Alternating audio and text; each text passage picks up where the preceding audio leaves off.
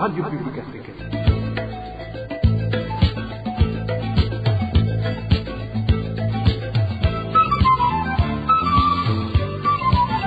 Radio Publique Africaine.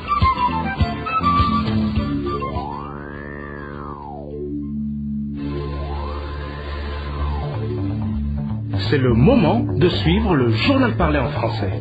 À la présentation, Émile Nivasumbo. Bonsoir et bienvenue dans le journal de ce 6 juillet 2023. Voici les principaux titres.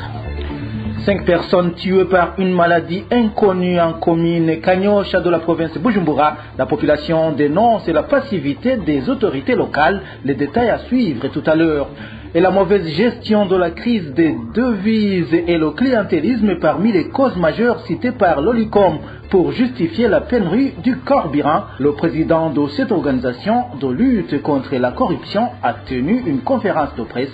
Vous allez également le suivre dans ce journal. Au cours de cette édition, nous allons également évoquer les difficultés d'obtention de documents auxquels font face les commerçants de la ville de Bujumbura qui s'approvisionnent à l'intérieur du pays. Voilà pour le sommaire. Le développement du journal, c'est tout de suite. Page justice pour commencer. Les infractions pour lesquelles le ministère public poursuit Dr Christophe Sahabo auprès du tribunal de grande instance d'Omoa ont toutes été intégralement incorporées dans le code des sociétés privées et à participation publique.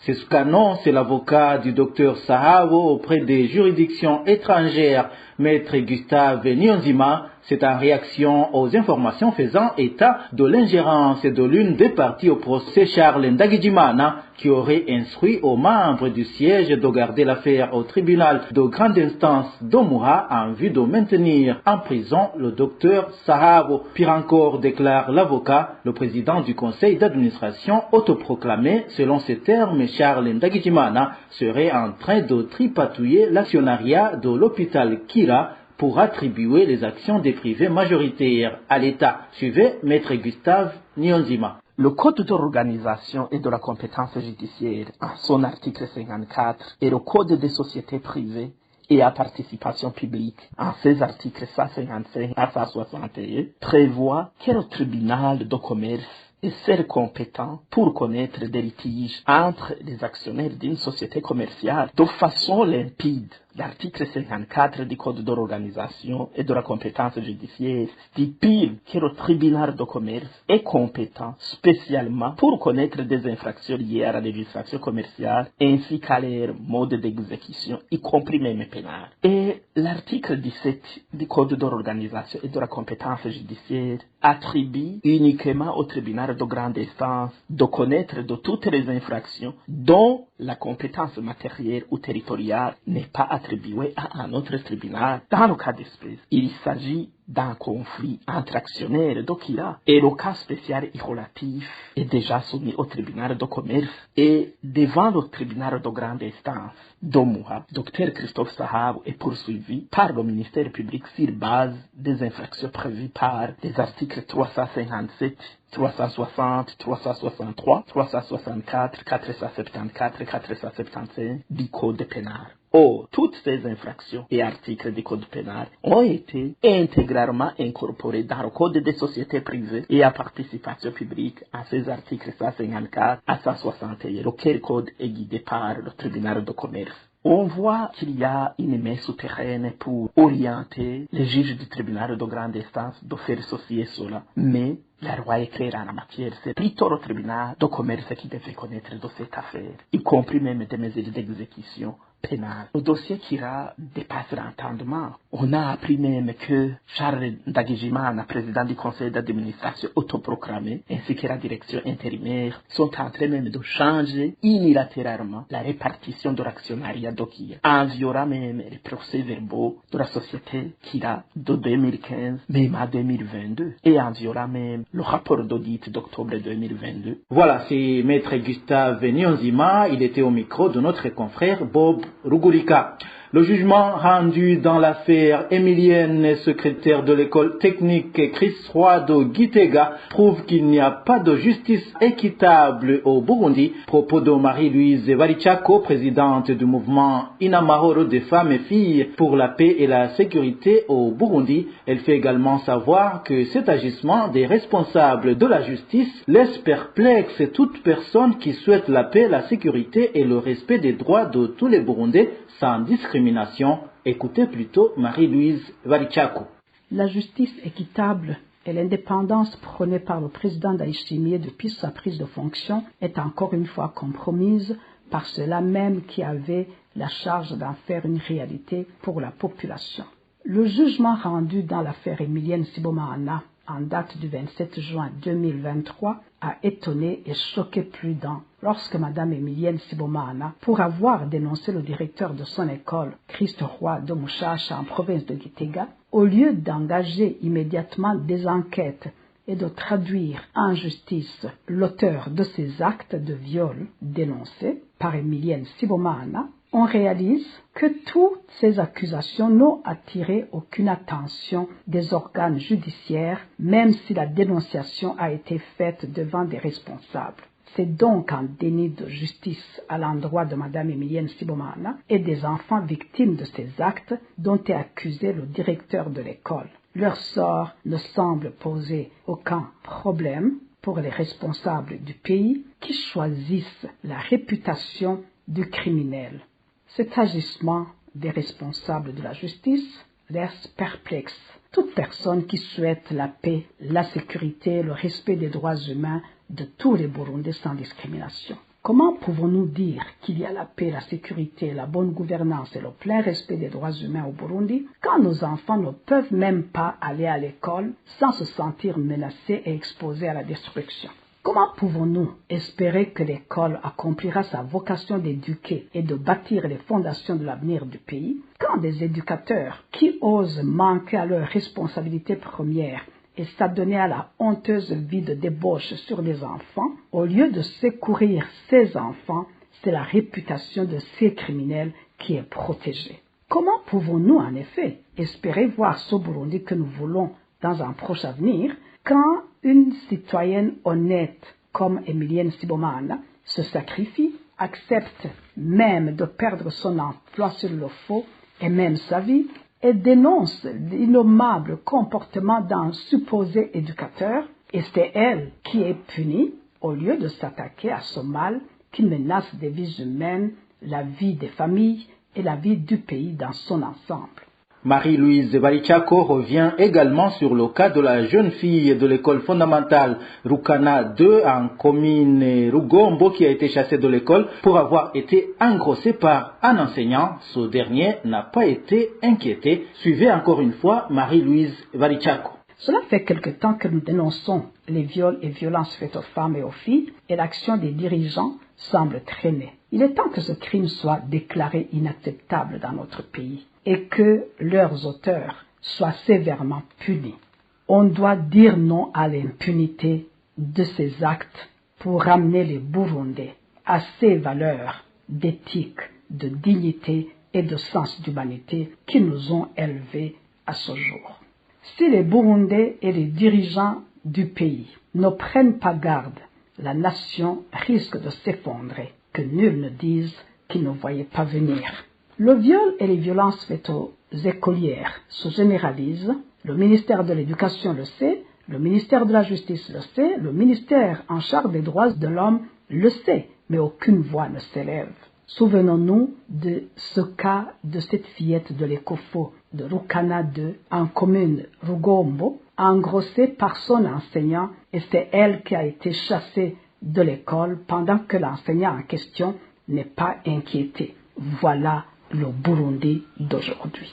Pour conclure, le mouvement Inamahoro lance un appel pour la justice de Mme Émilienne Sibomana et de tous ces enfants qui subissent des crimes ignobles de viol et violences sexuelles sans qu'aucun secours ne leur soit assuré dans un pays qui a des lois et des institutions. Son Excellence, Monsieur le Président de la République, devrait s'attaquer vite à ce problème avant qu'il ne soit trop tard. Les habitants de la mairie de Bujumbura s'insurgent contre des détentions arbitraires et les mauvais traitements infligés par les policiers aux personnes détenues dans les cachots des zones Buyenzi et Rohero en commune Mukaza. Selon ces citadins, la police n'a d'autre visée que de leur soutirer de l'argent. Les détails avec Dani Claire, il la trouve. Certains habitants qui ont été détenus au cachot de la zone Rohero ainsi qu'au cachot du commissariat municipal de police de la zone Buyenzi, l'ex-bureau spécial de recherche BCR affirme que dans les deux cachots se trouve 5 fois le nombre de personnes qui devraient y être détenues et que la plupart des détenus sont incarcérés sans aucun motif valable. Les conditions d'incarcération sont également mauvaises du fait que les détenus sont obligés de se soulager dans les récipients étant donné qu'ils ne sortent dehors qu'une seule fois la journée. Moi, je peux témoigner, j'ai été détenu au cachot de la zone Rohero. Si le cachot devait accueillir 5 personnes seulement, on y incarcère 50 personnes. Même les choses au cachot de BCR, qui est rempli de détenus, y compris des femmes et des enfants qui font le commerce ambulant au centre-ville. C'est une situation très déplorable. Par exemple, au cachot de la zone Rohero, les détenus se soulagent dans les boîtes se trouvant dans cette cellule. On ouvre aux détenus une fois par jour pour qu'ils aillent faire le grand besoin dans les latrines. Ces habitants constatent que cette situation de surnombre de détenus dans ces cachots n'est profitable qu'aux seuls responsables de la police dans ces zones, car ces détenus sont relâchés moyennant une somme de 20 000 à 50 000 francs burundais. C'est une stratégie qu'ils utilisent pour dépouiller la population car les policiers font des rafles en ville et jettent les gens attrapés au cachot de BCR. On écrit les noms des personnes arrêtées sur une liste, on les photographie, puis on envoie les listes au chef de BCR. C'est lui qui compte l'argent encaissé. Chacun peut payer entre 20 et 50 000 francs burundais. Et tout cela se fait sous les ordres du commandant prénommé Jacques, le responsable de BCR.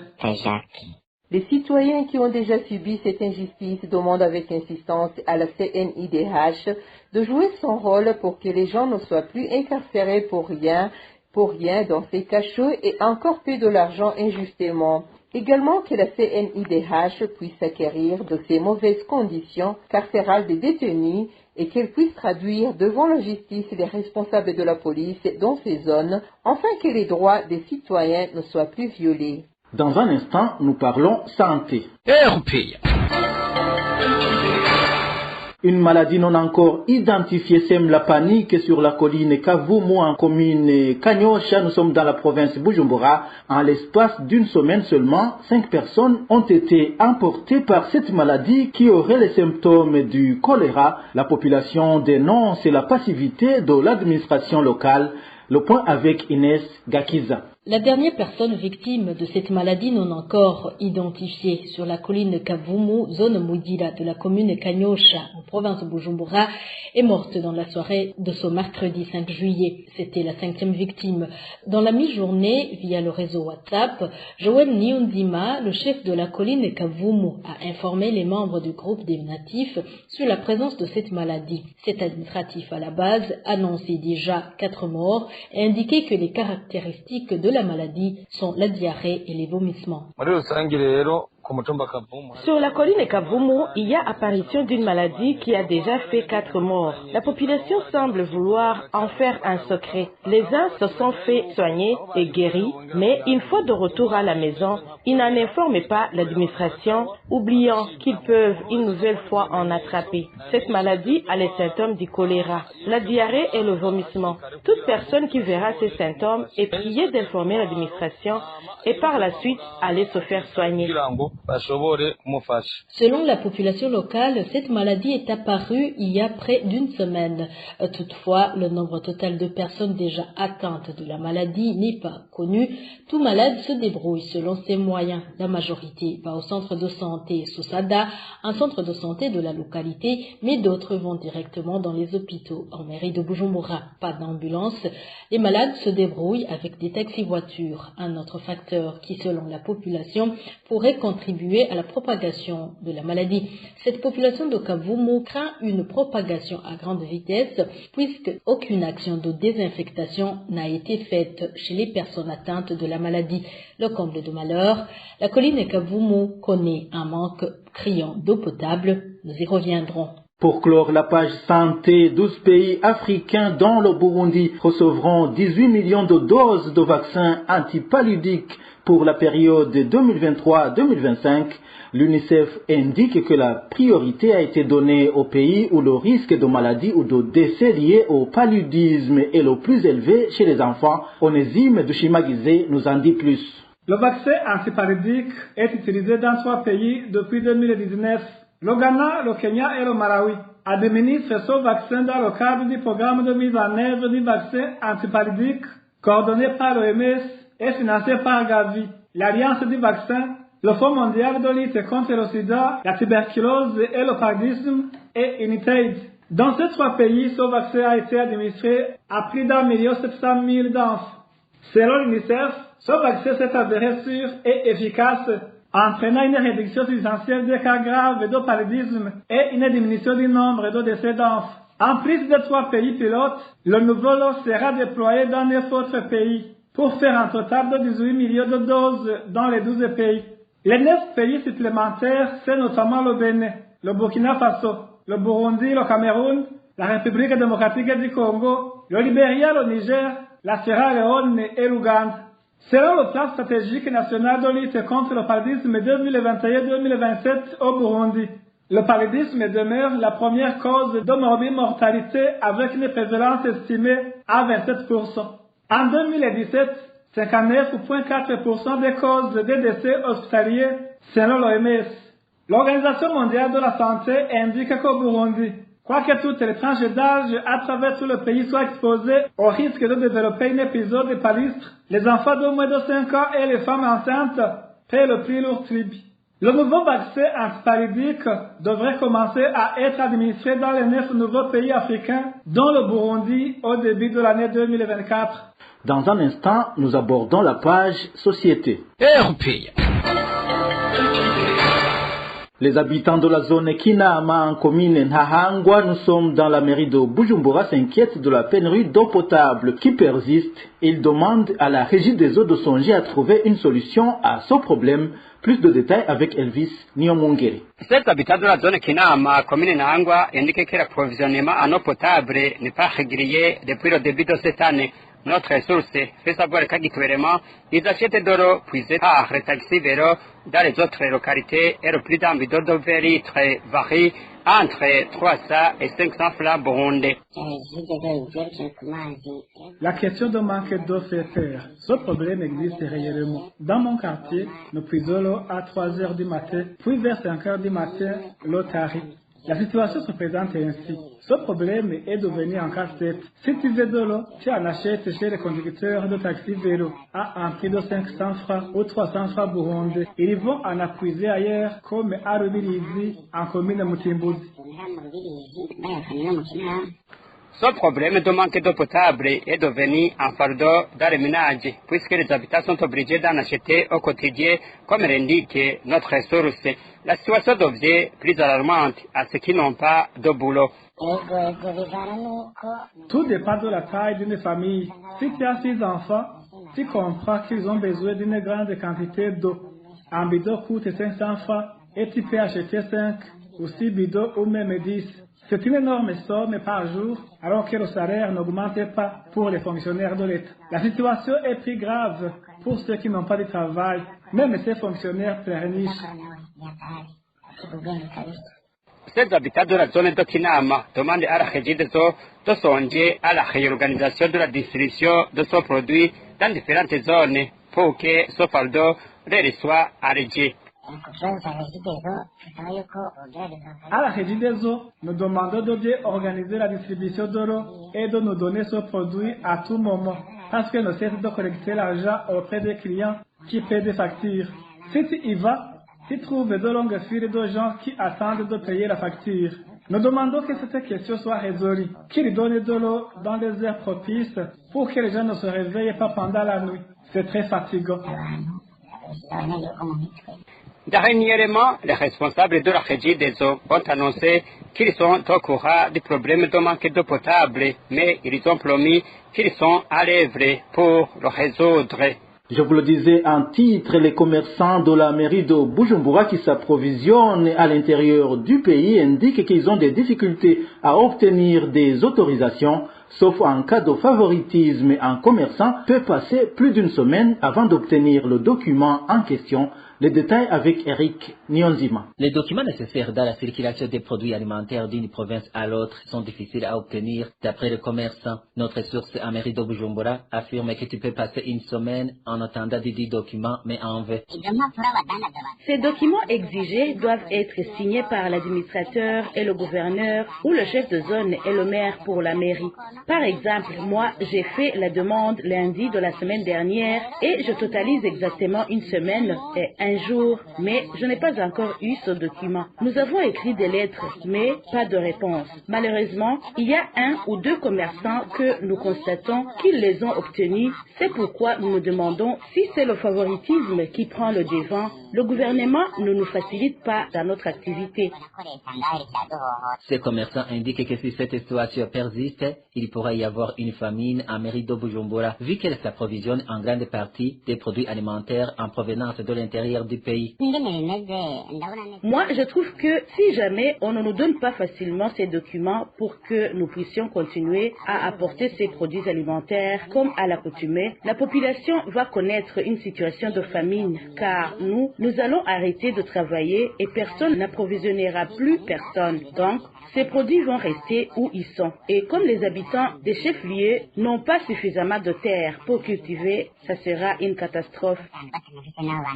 Ces commerçants demandent au gouvernement de faciliter l'octroi de ces documents sans recourir au favoritisme. La rédaction de la RPA n'a pas encore pu joindre Jimmy Atongimana, maire de la ville de Bujumbura, pour qu'il s'exprime à ce sujet. Pour clore cette édition, parlons de ces trois raisons majeures qui sont à l'origine de la persistance et de la pénurie du carburant au Burundi selon l'OLICOM. Le président de l'Observatoire de lutte contre la corruption et les malversations économiques OLICOM, Gabriel Rufyiri, indique qu'il s'agit de la mauvaise gestion de la crise de devises et du clientélisme dans l'attribution des marchés. Gabriel Rufyiri évoque également le fait que les hauts cadres du gouvernement font également du commerce. Suivez plutôt Gabriel Rufyiri, c'est le président de l'OLICOM. Depuis le début de 2022, il y a de la pénurie des produits pétroliers et comme vous le savez, j'ai déjà noté les principales causes que c'est le manque criant de devises, mais en plus de cela, ici je dois souligner qu'il y a d'autres causes. Je ne citerai qu'au moins trois causes principales qui font que cette situation perdure. J'ai déjà parlé de la crise de devises. Il y a une autre cause, c'est le monopole. Le monopole dans ce pays, c'est vraiment un grand problème. Je vous donne un exemple simple. Les produits pétroliers actuellement sont importés par une seule société, c'est d'un Rwandais en certain Bonaventure. Si on peut poser la question au gouvernement, les procédures qui ont été utilisées pour lui donner son marché, je suis sûr que la procédure transparente ne pourra jamais être évoquée. Parce que tout le monde le sait bien comment un marché public doit être attribué. Ça, c'est la deuxième cause. La troisième cause, c'est de voir certaines autorités s'arroger le droit de s'adonner au commerce. Malgré que les lois burundaises parlent des incompatibilités et de conflits d'intérêts, on trouve la plupart des mandataires publics se trouvent dans le commerce, avec toutes les conséquences que cela cause, et malgré nos multiples recommandations et clins d'œil, certaines autorités persistent et signent qu'ils doivent continuer à faire le commerce. Mais je dois vraiment souligner que cela est très dangereux pour l'État lui-même et les citoyens en général. Mais c'est normal. Quelqu'un qui a 10 camions remorques à Dar es Salaam, à Mombasa, avant de penser à l'avenir du pays, il doit d'abord penser à ses propres camions remorques. Gabriel Rufyiri estime que le Burundi ne pourra jamais avancer tant que les règles ne seront pas suivies dans l'attribution des marchés et tant qu'il y aura toujours des ministres commerçants. Premièrement, nous recommandons au gouvernement d'investir davantage dans les cultures industrielles. Je génératrice de devises, essentiellement l'exportation du café, du thé, du coton et le développement des secteurs du minerai, du tourisme, de la diaspora, de l'investissement direct étranger, de la coopération internationale et bien d'autres ressources qui pourraient nous aider vraiment à accéder aux devises. C'est possible, mais ça demande un courage, ça demande des experts. Il faut que le gouvernement fasse tout pour qu'on ait des experts internationaux. Ça existe, mais ça demande un coût, mais aussi de l'humilité. Aussi, nous demandons au gouvernement de créer les meilleures conditions possibles à la reprise et au renforcement de la coopération et du développement, d'améliorer le climat des affaires selon les indicateurs de doing business pour attirer plus d'investisseurs étrangers, d'interdire formellement les agents et mandataires publics de faire le commerce conformément à la loi qui n'autorise pas qu'un mandataire public ça donne au commerce. Pour des questions en rapport avec la gouvernance, que tous les mandataires publics, les cadres et agents de l'État, nommés par décret, déclarent les patrimoines en entrant et en sortant de leurs fonctions. Aussi, nous pensons que le gouvernement, il faut vraiment que le gouvernement guide la corruption à tous les niveaux. Le Parlement burundais devait vraiment tout faire pour qu'il y ait des commissions pour traiter ces questions, des commissions indépendantes où on va trouver des parlements de la mouvance et des parlementaires de l'opposition. Ces deux groupes de parlementaires vont nous éclairer sur qui prévaut dans ce secteur pétrolier. Parce qu'on n'entend pas vraiment la voix des parlementaires sur cette question. On dirait qu'ils sont compris. Voilà, c'est Gabriel Rufiri, le président de l'Observatoire de lutte contre la corruption et les malversations économiques. Et voilà, c'est par ici que nous mettons un point final au journal du 6 juillet 2023. Merci à vous tous qui nous avez suivis. À la présentation, c'était Émile Niwasumba. Au revoir.